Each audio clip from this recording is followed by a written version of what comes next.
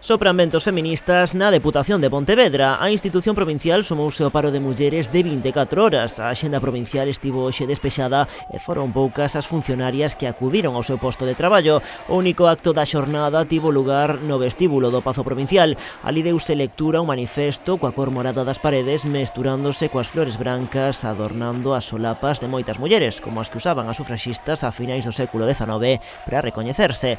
A presidenta provincial foi a encargada de poñerlle voz. Carmela Silva reivindicou para a muller o espazo que lle corresponde na sociedade. Todas e cada unha de nós somos conscientes de que este movemento inzado de sororidade é o instrumento fundamental para reclamar o dereito fundamental de ser libres e iguais, o dereito de ser visibles.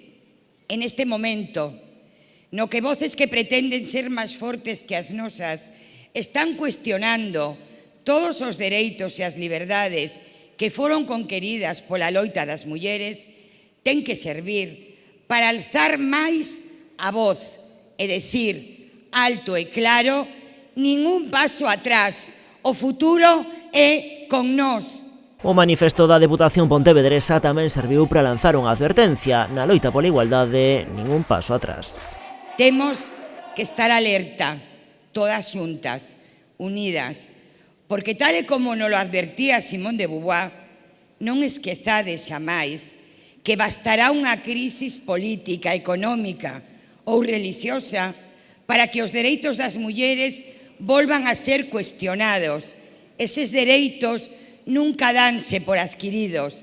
Debedes permanecer vigilantes durante toda a vosa vida. No único acto organizado nesta xornada pola Deputación de Pontevedra tamén estiveron presentes as deputadas do Goberno provincial, a subdelegada do Goberno en Pontevedra e moitas das traballadoras da Administración pontevedresa que tamén se sumaron á folga de mulleres.